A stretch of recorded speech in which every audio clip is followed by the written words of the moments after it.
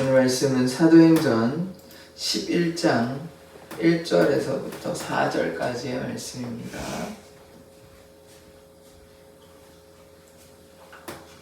사도행전 11장 1절에서부터 4절까지의 말씀을 저와 여러분이 교독하도록 하겠습니다.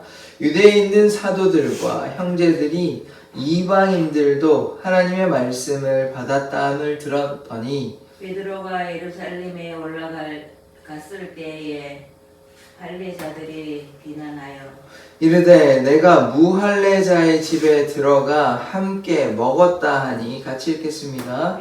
베드로가 그들에게 이 일을 차례로 설명하여 하나님, 우리가 날마다 주의 은혜 가운데 거하기를 원합니다. 아멘, 아멘. 베드로를 사용하신 것처럼 아멘. 우리를 사용하여 주시옵소서. 아멘, 아멘. 예수 그리스도의 이름으로 기도드립니다. 아멘. 베드로는 이제 고넬료의 집에 가서 예수 그리스도에 관해서 증거함으로 하나님께서 성령을 고넬료의 가정에 부어 주셨습니다. 네. 거기 함께한 6 형제들, 요바에서 같이 한 6 형제들이 그것을 보고 놀랐죠. 왜냐하면 그들은 이제 할례, 선민의식 이런 것이 있다 보니까 이방인이 구원받는다, 이방인에게 세례를 베푼다, 혹은 뭐 성령을 받는다 이런 것들이 조금 받아들이기가 쉽지 않았던 것입니다. 그러나 베드로는 이방인들에게 가서 복음을 증거하였고 그들에게 세례를 베풀라고 명하였습니다. 그래서 그들 중에 누가 세례를 베풀었는지 뭐 정확히는 알 수가 없으나 베드로가 뭐 도와줬는지 정확하게 알 수는 없죠. 어쨌든 세례를 베풀라 하기에 고넬료 가정이 세례를 받고 성령을 받은 그 장면을 어제 보았습니다. 그래서 우리가 이제 세례를 받고 성령을 받아야 된다. 성령 충만함을 받아야 된다. 그렇게 말씀을 드렸습니다. 성령 받지 않으면 우리의 신앙생활은 참으로 나약하기 짝이 없거든요. 그래서 우리가 성령 받아야지만 성령 충만함에 거할 때 우리가 우리의 삶에 변화가 있고 예수님과 동행할 수 있는, 예수님과 동행하는 비결은 무엇이냐? 성령 충만함 받는 것입니다. 예수님과 어떻게 그러면 함께 할 수 있겠습니까? 성령 충만함 받지 않고서는 하나님의 뜻을 헤아릴 수도 없고 기도할 수도 없고 우리의 삶에 하나님의 뜻과 계획을 헤아릴 수가 없는 것입니다. 그래서 성령 충만함을 받는 것이 신앙의 비결이고 모든 것이라고 해도 과언이 아닌 것입니다. 그래서 고넬료 가정은 성령 충만함을 받았고요. 성령을 받아서 그들이 하나님께서 귀히 쓰인 그런 가정이 되는 것입니다. 그래서 성령을 받고 그래서 어떤 표적이 드러났잖아요. 어떤 표적이 드러났냐면 방언을 말했습니다. 그래서 방언을 말해서 그 6 형제가 방언으로 찬양하는 것, 방언을 하는 걸 보고 그들이 하나님께 영광 돌리는 것입니다. 그래서 그런 놀라운 역사, 방언으로 찬양하고 방언으로 하나님께 영광 돌리는 그런 모습 보았으니까 그들이 놀라기도 하고, 하나님께서 그들을 사랑하시고 그들에게 역사하시는구나. 그것을 이제 보고 깨달은 것입니다. 그런데 이제 오늘 말씀을 보면 여전히 이제 그들이 놀랐던 것처럼 이제 놀라는 수준이 아니라 이제 반기를 가지고 있거든요. 오늘 말씀 좀 하나씩 보고자 하는데 1절에 보겠습니다. 유대에 있는 사도들과 형제들이 이방인들도 하나님의 말씀을 받았다함을 들었더니, 유대에 있는 사도들, 이 사도들은요 하나님을 믿고 또 예수님을 믿는 자들입니다. 그런데 이방인들도 하나님의 말씀을 받았다함을 들었더니, 이제 요게 1절만 보면 이게 뭐 중립적인 의미여서 그냥 들었다는 게 좋은 건지 나쁜 건지 이들이 뭐 같이 판단하는 게 안 나와요. 근데 2절에 보면 이것에 대해서 부정적으로 인식하는 걸 우리가 보게 되는데, 이 사건이 무엇입니까? 고넬료 가정에 가서 베드로가 복음 전해서 고넬료 가정이 복음을 들었다 이 얘기하는 거거든요. 그래서 2절에 보면 베드로가 예루살렘에 올라갔을 때 보십시오. 할례자들이 비난하여, 이 할례자라고 하면, 근데 우리가 주목해야 되는 것은 그냥 예수님 안 믿는 할례자를 가리키는 게 아니에요. 예수님은 믿는데 예수님은 믿음에도 불구하고 이방인들에게 왜 복음을 전했냐 이걸 따지는 것이 그 할례자들이. 그러니까 유대식으로 예수님을 믿는 사람, 예수님 믿긴 하는데 할례도 받았고, 자기는 유대니까 할례 받았을 거 아니에요. 할례는 받았는데 왜 이방인에게 복음을 증거하냐, 뭐 이런 것에 대해서 비난을 하고 있는 상황인 것입니다. 그러나 그들이 예수님 믿는 자잖아요. 예수님 믿는데 이 자신들만 이렇게 구별되어서 따로 구원받는다, 이런 아니라는 생각 혹은 제한적인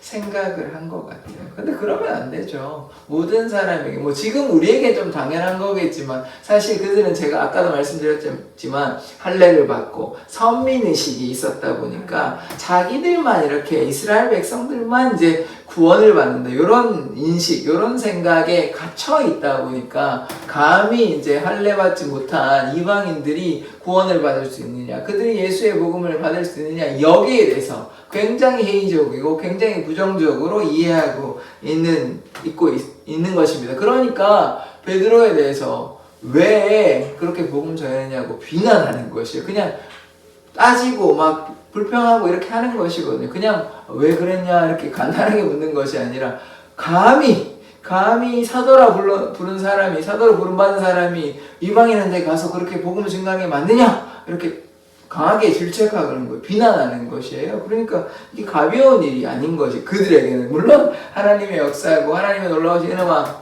사랑임에도 불구하고 이들이 어리석어 그것을 깨닫지 못하는 것입니다. 왜냐하면 그들은 유대의 율법과 전통에 사로잡혀 있는 것이죠. 뭐 하나님께서 말씀하셨습니다. 이방인과 혼인하지 말라. 혼인하면, 왜냐하면 의상숭배하니까. 그러니까 뭐 좋게 이해하자면 뭐 그 사울하고 마찬가지죠. 변화되기 전에 그것이 하나님을 잘 섬기고 믿고 따르는 거라고 생각했기 때문에 이렇게 비난하는 것입니다. 그러나 이제 예수 그리스도가 오심으로 모든 인류에게 구원의 문이 열렸기 때문에 생각이 바뀌어야 되는데 아직 그 옛날 생각에 머물러 있는 것이죠. 사도 바울도 이제 예수를 오히려 핍박한 자였고, 지금도 사실 이것은 하나님의 역사를 방해하는 것이거든요. 굉장히 자기들만 특별하다고 생각하는데 그렇지 않습니다. 예수를 믿는, 예수를 경외하는, 하나님을 경외하는 모든 사람에게 이제 구원의 문이 열려있기 때문에 주님 앞에 나아가는 자, 예수를 부르고 예수를 믿는 자에게는 모두 다 구원의 문이 열려 있는 것입니다. 그러나 이들은 그것을 깨닫지 못한 것이죠. 3절의 말씀을 보겠습니다. 이르되 내가 무할례 집에 들어가 함께 먹었다 하니, 그래서 이 비난하는 이유가 뭐냐면 무할례 집에 들어가 식사를 했다는 것입니다. 이게 식사했다고 따지는 게 아니거든요. 사실은 복음 전했다고 따지는 것입니다. 뭐 물론 식사도 하면 안 되죠. 뭐 유대인의 율법에 따라 어울리는 것 자체가 금기시되는 그 이방인들과 왜 식사했냐, 요 말은 식사했다 안 했다 요 문제라기보다 왜 가서 복음을 증거했냐 요 말 하는 거거든요. 그래서 비난하는 것이에요. 그거를 이제 요렇게 얘기하지만 너는 왜 그 집에 왜 갔냐 이런 얘기하는, 고넬료 집에 왜 갔냐, 왜 방문했냐, 왜 복음을 증거했냐 이렇게 따지는 것이에요. 비난의 이유가 분명히 나와요. 식사했다는 뜻이 아니고 왜 복음 전했냐 이런 얘기하는 것입니다. 그런데 성령께서 말씀하셨는데요, 하나님의 뜻인데요, 하나님의 뜻을 거스리면 안 되잖아요. 베드로도 의아했다고 3번이나 보여주고도 의아했습니다. 의아했다고 우리가 봤잖아요. 그러나 하나님의 말씀에, 성령의 말씀에 순종함으로 간 것입니다. 가서 이제 보니까 성령이 역사하시고, 욥바에서 여섯 형제도 따라가서 보니까 이게 하나님의 역사구나, 하나님의 뜻이구나, 베드로가 깨달았잖아요. 그래서 뭐라고 얘기했냐면 참으로 하나님은 외모로 사람을 취하지 아니하신다. 그 말은 무엇입니까? 이제 이방인에게도 구원의 문이 열려 있다라는 것을 깨달은 것이에요. 그래서 우리도 베드로와 같이 하나님의 뜻에 순종함으로 나아가야 됩니다. 그런데 좀 억울하죠. 베드로가 하나님의 뜻 따라 행동했잖아요. 그런데 이제 우리가 신앙생활을 하다 보면 좀 이렇게 억울할 때도 있습니다. 잘못한 게 없잖아요. 베드로가 뭘 잘못했습니까? 그냥 하나님의 말씀에 순종함으로 가이사랴에 가서 고넬료 가정에 복음 증거한 거, 그게 뭐 죄는 아니잖아요. 그런데 이들의 기준에서는, 율법과 전통의 기준에서는 왜 이방인과 그렇게 식사를 하고 이방인에게 복음을 전했냐 하지만, 그러나 이제는 다 바뀐 것입니다. 달라진 것이에요. 예수를 모든 사람에게, 유대인들뿐만 아니라 모든 사람, 헬라인이나 유대인이나 이제 차별이 없는 것입니다. 모든 이들에게 복음을 증거해야 하는 것이거든요.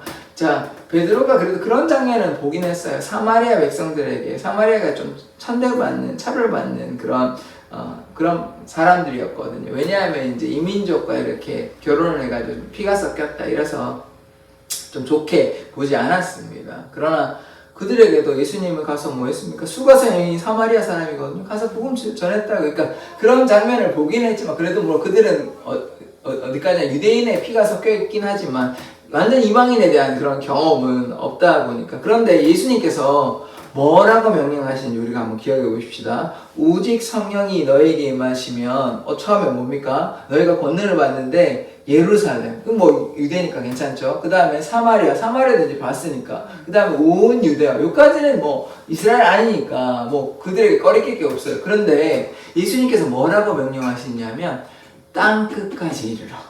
땅 끝까지 이르러 증인이 되라 하셨는데, 근데 요 말씀을 굉장히 제한적으로 해서 온 것 같아요. 땅 끝까지 이르러. 이제 유대인들이 흩어졌으니까 이제 망해가지고 이제 흩어진 유대인들이 있잖아요.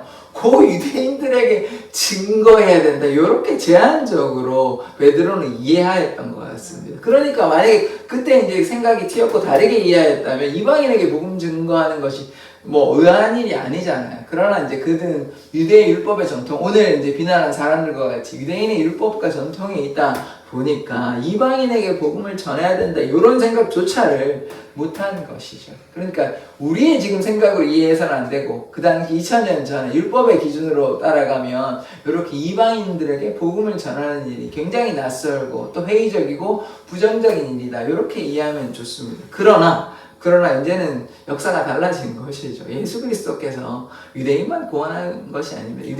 예수님께서 그렇게 승천하시면서 명령하신 그 말은 헬라인이나 유대인이나 누구나 모든 민족에게 너희는 가서 모든 민족에게 아버지와 아들과 성령의 이름으로 세례를 베풀어야 되는 것이죠. 그런 말씀도 있는데 그거는 좀 깨닫지 못했던 것 같습니다. 이제 이미 예수님께서 명령하신 그 말씀, 모든 민족, 모든 열방에게 복음을 전하라 말씀하셨는데 아무래도 이제 우리가 이제 해오던 신앙의 패턴이 있잖아요. 신앙이 이렇게 찬송은 이런 거만 해야 되고 우리가 이를테면 피아노를 쳐야 되는데 다른 거 치면 좀 이상하고 이렇게 자기가 하던 방식이 있다 보니 그게 조금만 달라져도 마치 잘못하는 걸로 오해를 하는 경우가 있는 것이죠. 그러나 그것이 아니라 하나님께서 이렇게 이제 바꾸셨으니까 우리가 거기에 따라 순종함으로 나아가야 하는 것입니다. 부정하다 얘기할 수 없는 것이죠. 하나님께서 정하다 하시면 이제 다 정한 것이고 우리의 생각대로 우리의 마음대로 하는 것이 아니라 하나님의 뜻에 따라 나아가야 하는 것입니다. 그래서 무엇이 중요하냐? 할례 받는 것이 이제 중요한 것이 아니라 무할례자라고 지금 계속해서 비난하거든요. 지금 3절에 보시면 네가 무할례 집에 들어가. 그러니까 무할례를 강조하는데 할례고 무할례고 중요한 게 아닙니다. 뭐가 중요하냐? 세례 받는 거, 더 중요한 거, 성령 받는 거. 하나님께서 성령을 부어주시는 것, 그것이 제일 중요한 것입니다. 그래서 세례를 받고 성령을 받는 것이 중요한 것이 예전처럼 이제 할례가 하나님께서 구별되기 위해서 따로 이스라엘 백성이 그런 의식을 이제 거하게 의식을 하게 했지만 이제 더 이상 할례가 중요하지는 않습니다. 그런데 아직 이제 유대인들은 이제 할례 의식이 이제 사로잡혀 있다 보니까 이해를 못하게 된 것이죠. 4절의 말씀 보겠습니다. 베드로가 그들에게 이 일을 차례로 설명하며, 여기에서 좀 우리가 좀 보아야 되는 것은 베드로가 원래 어떤 자였냐면 성격이 조금 괴팍한 자였습니다. 이런 장면들이 우리가 볼 수 있는 것이 뭐냐면 예수님께서 잡히실 때 칼을 빼들어가지고 말고 그 종의 귀를 잘라버리거든요. 그래서 화가 나가지고 그래서 그렇게 다혈질 화가 나면 표출하고 이런 사람이었습니다. 그게 우리가 기억하고 있는 건데, 그런데 오늘 말씀 보면 화를 내었다. 왜 나한테 비난하느냐 이런 얘기는 했는지 안 했는지는 모르지만 그런 내용은 별로 없는 것 같아요. 없고 뭐라고 얘기했냐면 뒤에 말씀 보세요. 차례로 설명하여. 차례로. 그러니까 차분하게 대응했다는 것이, 예전에 베드로가 아니에요. 괴팍하고 다혈질이고 행동이 앞서는 사람이 아니라 이제 성령 받아가지고요. 뭐 온유하고 좀 겸손하고 차분하게 대응합니다. 그러니까 우리가 신앙생활을 이렇게 해야 되거든요. 저도 좀 잘 못 그러는데 좀 감정적으로 대응할 때가 좀 있거든요. 그렇게 안 해야 되는데 후회하기도 하고 왜 내가 이렇게 소리 질러서 혹은 뭐 이렇게 감정적으로 대응했나 이런 생각을 할 때가 있거든요. 근데 오늘 보십시오. 베드로는 이 일을 차례대로 다른 말로 차분하게 대응하는 것입니다. 그래서 우리가 어떻게 해야 되냐? 온유한 마음, 겸손한 마음 달라고 하면서 주님의 뜻대로 이렇게 차분하게 대응해야 하는 것입니다. 차분하게 대화해야 되지. 뭐 저 사람이 화냈다고 나도 같이 화나면 뭐 이거 싸우는 것밖에 없잖아요. 베드로가 만약에 이 장면에서 감히 너희가 무엇이간데 나 사도 하나님께서 세우신 나 사도한테 너희가 덤비냐 이렇게 대응하지 않았다고요. 그러니까 뭐라고 했냐면 뒤에 이제 내일 볼 텐데 이 차례차례 뭐 고넬료 이런 일이 있었고 저런 일이 있었고 이렇게 설명을 해준다고 환상을 얘기하고 또 여사 형제도 얘기하고 뭐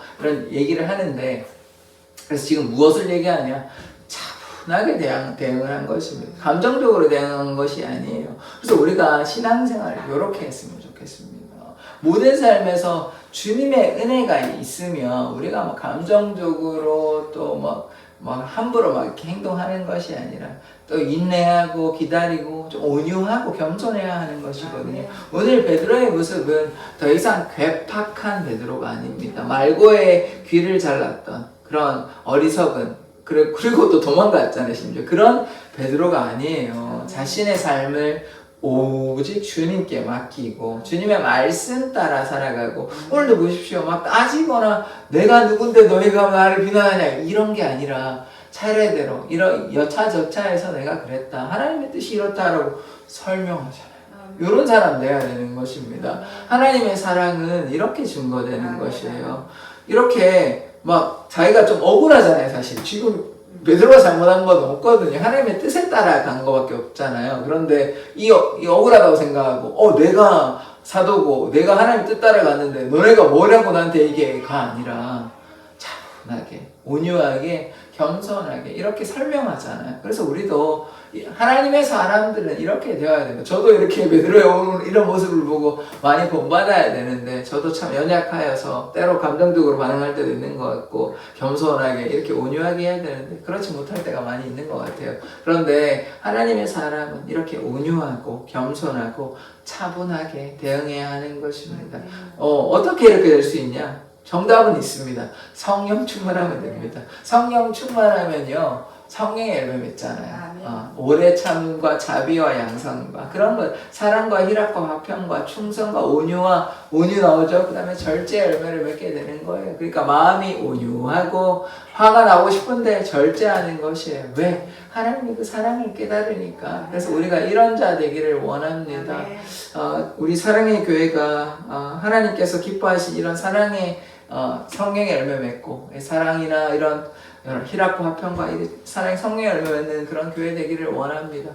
그런데 이제 한 가지가 필요한 것 같아요. 제가 뭐 주일날도 말씀드릴 것 같은데 인내가 필요한 것 같습니다. 저는 조금 조금 답답하긴 합니다.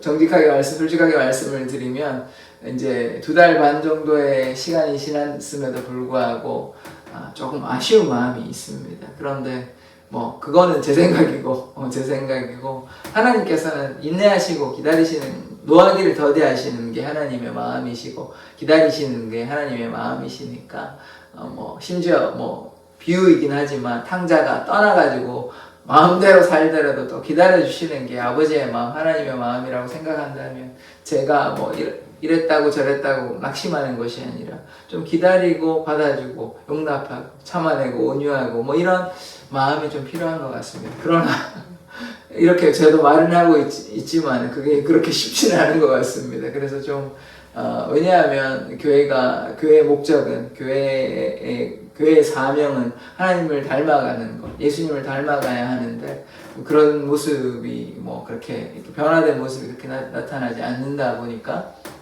목사로서 좀 답답함이 있는 것 같습니다. 그러나 우리가 그것들 인내함으로, 온유함으로 차분하게 대응하고 또 이러진 않기를 원하지만 설사 올해 내로 혹은 시간이 지나도 큰 변화가 없다 할지라도 그럼에도 불구하고 무던히 갈 수 있는 그런 신앙이 오히려 참 우리에게 필요한 신앙이 아닌가 이런 생각을 해봅니다. 그래서 조급함으로 하는 것이 아니라 기다림으로, 인내로, 또 온유함으로, 겸손함으로 그런 것이 필요할 때 하나님의 뜻이 나타나는 것이겠죠. 이제 베드로 그 예수님을 따라다녔던 12제자들이 3년 반이나 따라다녔지만 그래도 좀 나아지긴 했겠지만 그들이 이제 제가 몇 번 말씀을 드렸는데 예수님께서 잡히시던 날에 다 도망가 버렸잖아요. 그러니까 예수님의 마음이 얼마나 외로우셨을까. 다 아셨겠지만 이제 인간적인 마음으로 표현을 해보자면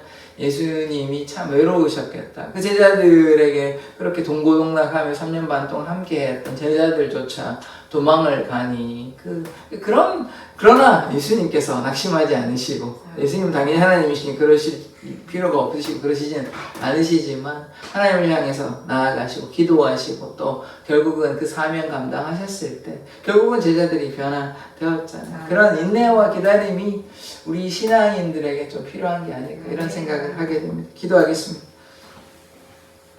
하나님께서 베드로를 통하여 놀라우신 사역을 베풀어 주셨습니다. 고넬료의 가정에 복음을 증거하며 또 그들에게 성령이 부어지며 또한 그들이 세례를 받고 그들이 하나님의 은혜와 사랑을 누리는 그런 현장에 베드로가 있었습니다. 그러나 유대의 할례를 받은 자들이 예수를 믿음에도 불구하고 베드로를 비난하였습니다. 그러나 베드로는 감정적으로 대응하는 것이 아니라 차분하게 차례차례로 설명한 것을 보았습니다. 우리가 인내와 기다림으로 이 사랑의 교회를 섬기는 자들 되게 하여 주시옵소서. 감사드리며 예수 그리스도의 이름으로 기도드립니다. 아멘. 주기도문으로 예배를 마치도록 하겠습니다. 하늘에 계신 우리 아버지여, 이름이 거룩히 여김을 받으시오며 나라의 마옵시며 뜻이 하늘에서 이룬 것 같이